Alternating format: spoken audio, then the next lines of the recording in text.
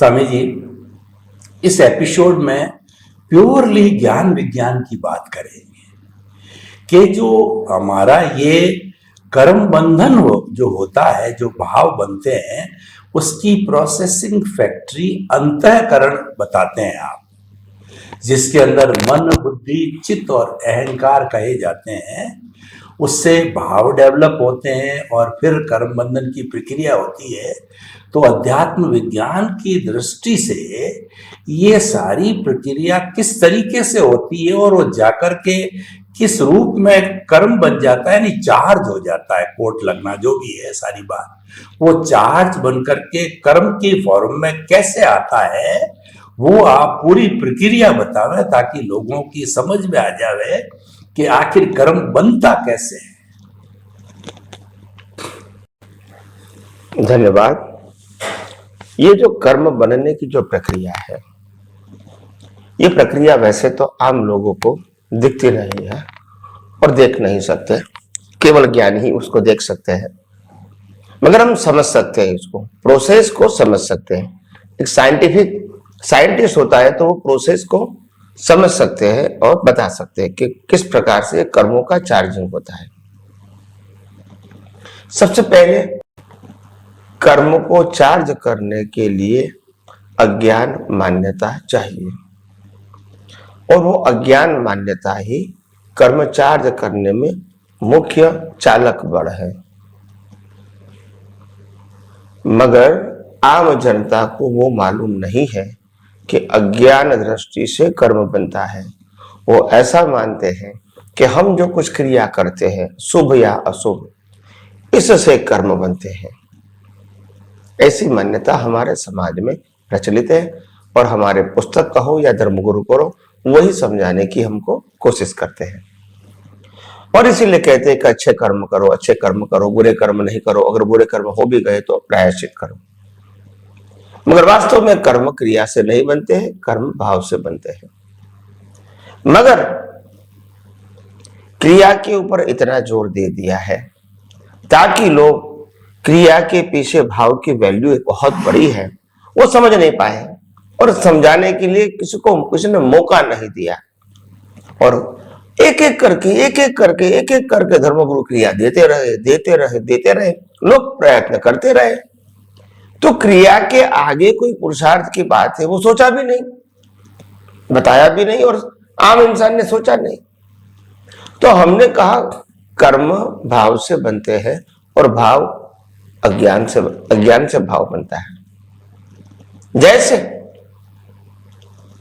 मैंने कोई अच्छी क्रिया किया, जैसे पूजा किया, आरती किया, हालांकि वो क्रिया तो कुदरत करवाती है, कर्म सत्ता के अधीन, पिछले अवतार की कर्म सत्ता के अधीन आज मेरे को पूजा आरती करवाते हैं, तो ये कर्म फल है। मगर अज्ञानता से मैं मानूंगा कि मैंने किया, तो अज्ञानता से पुण्य कर्म बनता है, क्रिया से नहीं। ऐसे अगर कोई गलत काम कर दिया, प्रकृति ने किसी को मारने का, किसी को धमकाने का, किसी का इंसल्ट करने का, किसी को दुख पहुंचाने का कोई भी कार्य हो गया और अंदर रहेगा कि नहीं ऐसा तो करना ही चाहिए, तो वो पाप कर्म बन गया। मगर पाप कर्म या पुण्य कर्म अज्ञानता से बना है, क्रिया से नहीं बने। क्रिया निमित्त जरूर बनी, क्या बताया? निमित्त। मगर क्रिया के साथ अज्ञान नहीं होता तो कर्म नहीं बनता है।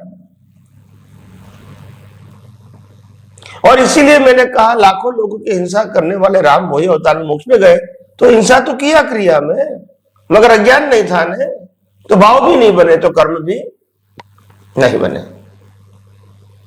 तो प्रश्न ये है कि हमको मन वचन काया की क्रिया से हमारी सोच ऊपर ले जानी पड़ेगी कि मन वचन काया वो तो कर्मों के भुगतान का साधन मात्र है, और उसके पीछे जो मेरी दृष्टि है, जिसके अंदर ज्ञान दर्शन है, उसी के आधार से हम पुरुषार्थ कर सकते हैं। और उसमें जहां तक अज्ञान है, उस दृष्टि में जहां तक अज्ञान है, वहां तक हम संसार के लायक और सहायक कर्म ही बना सकते हैं। तो हमको संसार में अच्छी तरह जीना है, वो करना है। तो ये पुरुषार्थ आपका बराबर है धार्मिक और सामाजिक दृष्टिकोण वाला। मगर आपको अगर मुक्ति के मार्ग में आगे जाना है तो आपको राग द्वेष नहीं करना है, मालिकी भाव कर्ता भाव नहीं करना है। मन वचन काया के मालिक भी नहीं होते हैं, मन वचन काया क्रिया के आप कर्ता भी नहीं बनोगे। किसी भी व्यक्ति के साथ मन वचन काया से जो व्यवहार करोगे आमने सामने, दोनों में से एक व्यक्ति भी कर्ता दिखने नहीं चाहिए और एक भी व्यक्ति के पास मालिकी भाव कर्ता भाव की हमारी दृष्टि नहीं होनी चाहिए। इससे क्या बनेगा? भुगतान तो आएगी और खत्म हो जाएगी। मगर हर अवस्थाओं को जब हम कुदरती रचना देखेंगे तो मालिकी भाव कर्ता भाव नहीं रहेगा, तो वो राग द्वेष होने की कोई संभावना ही नहीं है, क्योंकि अज्ञान नहीं है ना। कुदरती रचना है और आपने कुदरती रचना देखा है, तो अज्ञान नहीं है। आपने जो सनातन सत्य है, फैक्ट है, यूनिवर्सल ट्रूथ है, वही विजन का उपयोग किया, तो फिर अज्ञान नहीं है। तो कर्म कैसे बनेंगे? तो प्रश्न क्रिया का नहीं है, प्रश्न दृष्टि का है, और जैसी दृष्टि वैसी सृष्टि। तो प्रश्न दृष्टि में परिवर्तन करना है, दृष्टि को सुधारना है, दृष्टि को करेक्ट करना है, दृष्टि को परफेक्ट करना है। यह आध्यात्म विज्ञान है। और अगर दृष्टि सही होगी तो पुरुषार्थ उसी प्रकार का होगा। फिर मनोवचन काया कुछ भी करता है, कोई फर्क नहीं होगा। तो क्रिया के आधार से दृष्टि नहीं है, ज्ञान दर्शन के आधार से दृष्टि है। और वो ज्ञान दर्शन अगर परफेक्ट होगा, मैं कौन हूं और दुनिया कैसे चलती है, अगर ये ज्ञान और दर्शन का विजन अगर हमारे पास परफेक्ट होगा तो दुनिया की कोई भी अवस्था, मन वचन काया की कोई भी अवस्था हमको टच नहीं कर सकती है, हिसाब देके चली जाएगी। मगर हम कुदरती तरह देखते हैं तो इंटरनली कोई इफेक्ट हमारे ज्ञान दर्शन के ऊपर नहीं होगी। यही हमारी स्थिरता है, और यही स्थिरता से भीख और भय खलास हो जाता है, और यही स्थिरता से आत्मा की, स्वस्वरूप की और शुद्धात्मा पद की कुमारी प्रकट होती है। तो इसीलिए हमको सही बात समझनी पड़ेगी, क्योंकि नहीं तो आज तक हम उलझे हुए हैं, रिलेटिव सत्य में ही उलझे हुए हैं, और उसमें से बाहर निकलने का रास्ता हमारे पास कोई नहीं है। आम जनता एक फॉर्मेट से दूसरे फॉर्मेट की ओर जाती है बस, मगर अज्ञान निकालने का रास्ता, सोच, समझ या दृष्टि उनके पास नहीं है। वो हर समय अपने मन वचन काया को सुधारने का ही प्रयास करते हैं, या तो सामने वाले के मन वचन काया को सुधारना या बदलने का प्रयास करती है, मगर ये मालूम नहीं है कि हमको दृष्टि को ही बदलना है, दृष्टि को ही परिवर्तन करना है। तो ये जो बात है उसमें कोई बाह्य क्रिया की तो बात है नहीं, बाह्य परिवर्तन की बात मैं करता नहीं हूं, बाह्य सुधार की बात मैं करता नहीं हूं, क्योंकि वो कुदरती रचना है। मगर दृष्टि में सुधार करना, दृष्टि में परिवर्तन लाना, दृष्टि को बदलना, ये हमारे आध्यात्म विज्ञान का पुरुषार्थ है। वो जहां तक समझ में नहीं आएगा वहां तक इंसान भीख और भय से, टेंशन से, आधि व्याधि उपाधि से इतना जुड़ा रहेगा कि उसमें से बाहर निकलना उनके लिए आसान नहीं होगा। इसीलिए हम ये कहना चाहते हैं कि ये विज्ञान जो है, आध्यात्म विज्ञान जो कुदरती कानून के ऊपर आधारित है, वो हम कितना परफेक्ट समझ पाए। या कुदरत का कानून का मतलब ये कानून कोई व्यक्ति का नहीं है, नंबर एक, और नंबर दो, ये कानून सबके लिए लागू है, उससे कोई बाहर या ऊपर नहीं हो सकता है। और तीसरा, ये कानून अपरिवर्तनशील है, यानी हजारों साल तक वही रहेगा, बदलाव नहीं होगा। तो अगर आपने ये कुदरती कानून ये अवतार में आपने समझा है, उपयोग करके अनुभव किया है, तो वही आपकी सोच, समझ, दृष्टि या डेवलपमेंट नेक्स्ट बर्थ में भी कई होगी, क्योंकि जो आपने अनुभव किया है वो आज भी है, पहले भी था और भविष्य में भी रहेगा।